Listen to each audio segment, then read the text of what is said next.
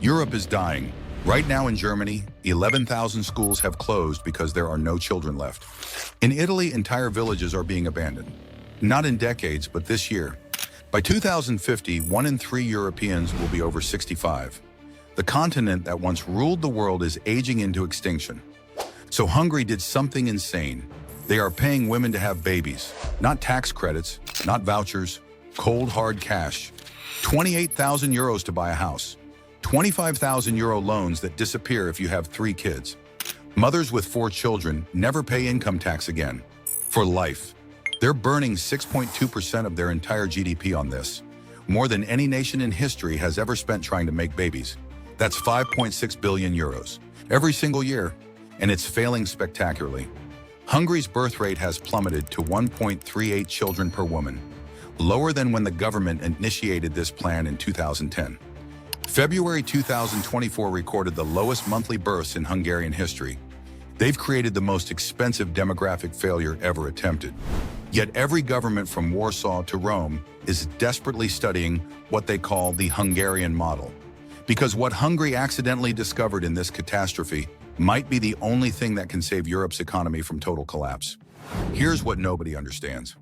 Europe doesn't have a demographic problem, it has a demographic catastrophe. Right now, the average European woman has 1.46 children. You need 2.1 just to keep the population stable. At current rates, Germany loses 4 million workers by 2030, 4 million empty desks, 4 million missing taxpayers. Italy's fertility rate hit 1.2, Spain's at 1.3. Finland just recorded its lowest birth rate since 1776. Yes, the American Revolution. These aren't statistics, they're extinction rates. The math is brutal. Today, Europe has 4 workers supporting each retiree. By 2050, it's 2 to 1. The EU already burns 25% of GDP on pensions. When that hits 30% by 2040, where does the money come from? Who pays for healthcare when half your population needs it? Who fills the jobs?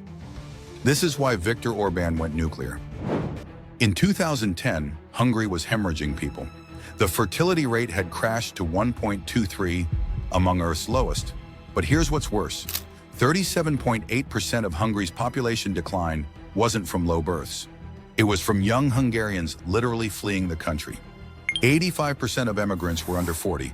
A third had university degrees. It was a vicious cycle. Low birth rates meant fewer opportunities and a declining economy, which drove young people to seek their futures elsewhere. Those who might have started families in Hungary were instead having children in Munich or Vienna. Hungary wasn't just dying, it was being abandoned. So Orban didn't tweak policy, he revolutionized it. The 2019 Family Protection Action Plan alone included 7 radical measures. Women under 30 who have a child, 0 income tax until they're 30, have 2 children? Your monthly tax benefits double to 133,330 forints. Have 3? The government forgives your entire 25,000 euro baby loan and hands you 28,000 euro for a house. Have 4 kids? Never pay income tax again. A successful professional woman with 4 children could earn millions and pay 0 taxes. Forever. The CSOK housing program offers 10 million forints, about 28,000 euros, for families with 3 children. Since 2015, it's helped 240,000 families. Every 4th family with children moved to better housing. Then there's the baby loan. Couples under 40 get 10 million forints interest-free. Have 1 child? Payments freeze for 3 years. Have 2? They forgive 30%. Have 3? The entire loan vanishes. Free money for making babies. Free IVF treatments. Subsidized 7-seat vehicles. Grandparents can retire early to help with childcare. 160 weeks of paid parental leave. Nearly 3 times the OECD average. Over 30 different programs, all designed to make having children profitable. The scale is staggering. Between 2010 and 2022, Hungary's family spending exploded from 2% to 6.2% of GDP. France spends 3.7% and has Europe's highest fertility. Denmark spends 3.5%. The OECD average, just 2.3%. Initially, it looked miraculous. Fertility surged from 1.23 to 1.61 by 2021, a 31% increase and the EU's largest. Marriages doubled from 35,000 500 to 72,000. Divorces fell 25%. Abortions halved. The government estimated 178,000 additional children were born because of these policies.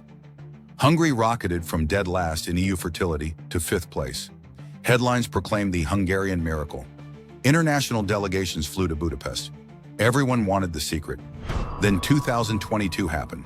The fertility rate started falling. Just 77,500 babies were born in 2024, down 9.1%. The natural population decrease accelerated to 50,000 people, up 16% year over year. After 14 years and hundreds of billions of forints, Hungary's population is still shrinking faster than ever. But here's the shocking discovery. The fertility gains were fake. Economists call them tempo effects. Women weren't having more children, just having them earlier. If a woman planned 2 kids at 35, subsidies convinced her to have them at 30. Numbers spike temporarily, then crash. Hungary spent a fortune to slightly retime births, not increase them. Even worse, 3rd or higher parity births actually declined. Despite the biggest incentives targeting large families, Hungarians still stopped at 2 kids. The housing subsidies inflated prices 4.5 to 5.1% annually. Young Hungarians found cities even less affordable.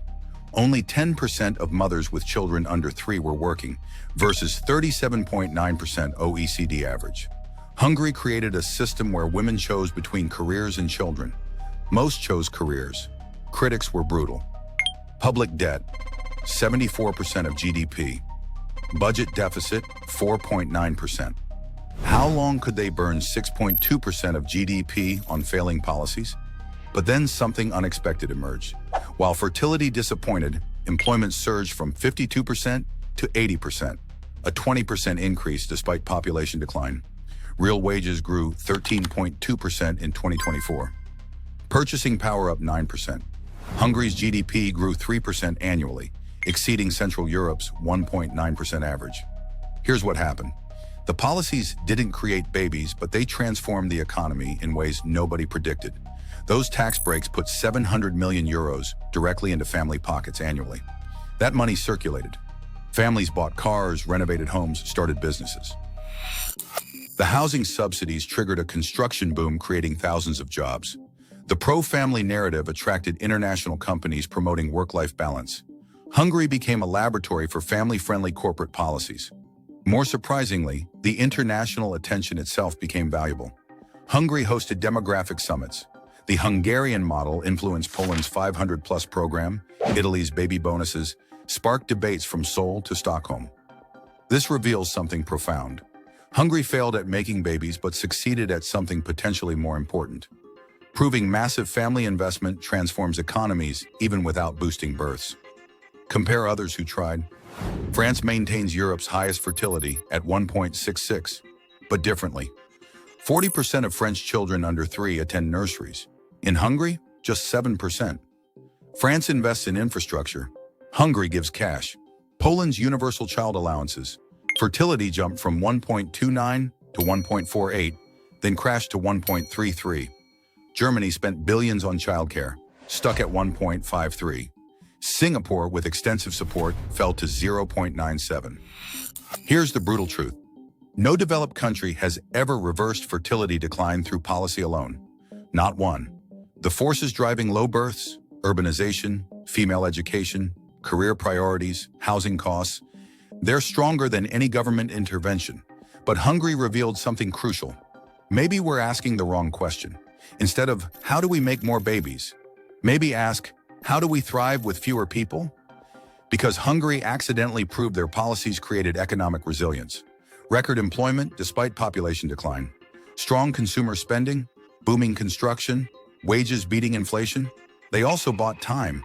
Even increasing fertility from 1.23 to 1.38 means tens of thousands more future workers.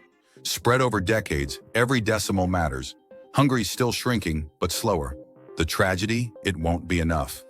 Projections show Hungary's population falling to 8.5 million by 2040. By 2070, possibly 6 million, from 10 million at peak.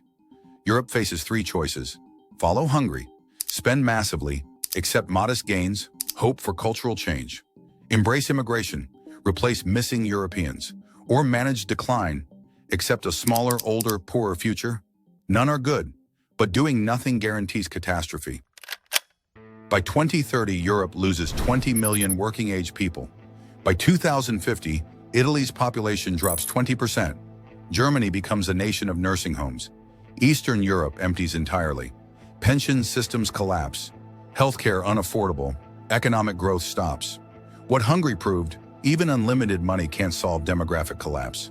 They spent 6.2% of GDP, more than anyone ever attempted, and bought maybe a decade. But they also proved societies can prioritize families even when math doesn't work. That massive human capital investment, even without more humans, still transforms economies. The question isn't whether Hungary's baby plan saves Europe. It can't. The question is whether Europe finds any plan that will, because once population decline starts, it's almost impossible to reverse. Hungary spent everything and bought only time. The real test is what Europe does with the time that's left. Because the clock isn't just ticking, it's running out.